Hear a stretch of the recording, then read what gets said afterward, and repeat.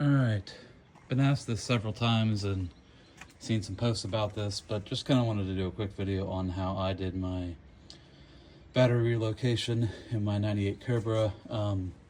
I really built this one from scratch. I just didn't love the off-the-shelf offerings from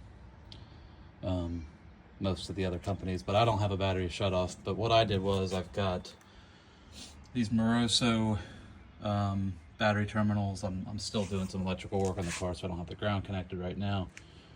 But I do have 1/aught made in the USA Temco welding cable. So from my research, that was the proper size to do that. So the ground, you can kind of see, goes down into the fuel filler net grommet. For the power, it goes to a 250 amp breaker that's mounted to the battery hold down, and then that cable then kind of goes through the back firewall. My cars are convertible, so it kind of goes down that way,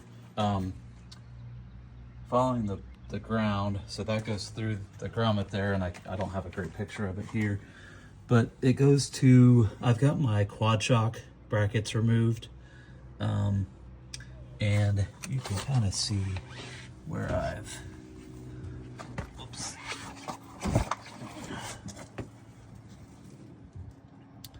well, I don't know, but I've got I ground down one of the outer holes of one of the quad shock brackets, and I ran the cable going from in here to there, and I've got it tied in there with a bolt. I then have a second cable picking up at that same point, because the reason I did that was because I wanted to ground the battery at the back of the chassis as well. So it's basically grounded to the back, from the battery to the back of the chassis, and then I have the ground that goes to the front of the car picking up at that point. It routes, same cable underneath the car. I've got it mounted to the subframe connector with some Adele clamps. Goes all the way up front here to, this is the wire here from all the way out back. It routes through up here to, I have a ground distribution block up front here for my, just to kind of, these are nice in case you need to have a ground elsewhere, which you do.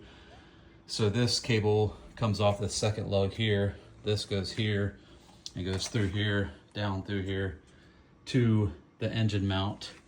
The factory engine mount ground was on the driver's side, but because the battery's on the driver's side from the factory, but this one I did to the passenger side.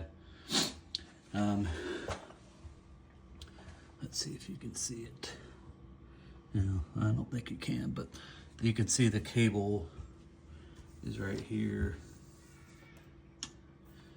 Right here, goes through there, and right through there. So that's the whole ground system. Picking up at the, back up at the power, so as the power wire goes through the rear firewall there, it goes, you can kind of see it under here, but there it is right there. It kind of goes underneath the carpet on the inside of the car, right there, through the firewall. So I did buy a bulkhead for the firewall in here, as I've got all my wiring kind of tucked behind the fenders. But the power wire then comes through here, goes up to this power distribution block. This is the power that goes to, this goes down through the K-member right there to the starter. This wire here goes inside to power some relay boxes that I have for some all accessories, including the Holly. This larger cable, this is 1/aught again, welding cable, routes through here to a, I don't remember if it's 200 or 250 amp fuse block. That's here, goes through behind the headlight panel, behind the front bumper, in front of the radiator, and then goes to the fuse box. So this fuse box was originally under here. I relocated it here, just so everything's hidden behind the fenders. Didn't have to extend any wires, so that cable goes to the bottom of the fuse box there. It then goes out up this wire here to another fuse, same fuse as that's on the passenger side.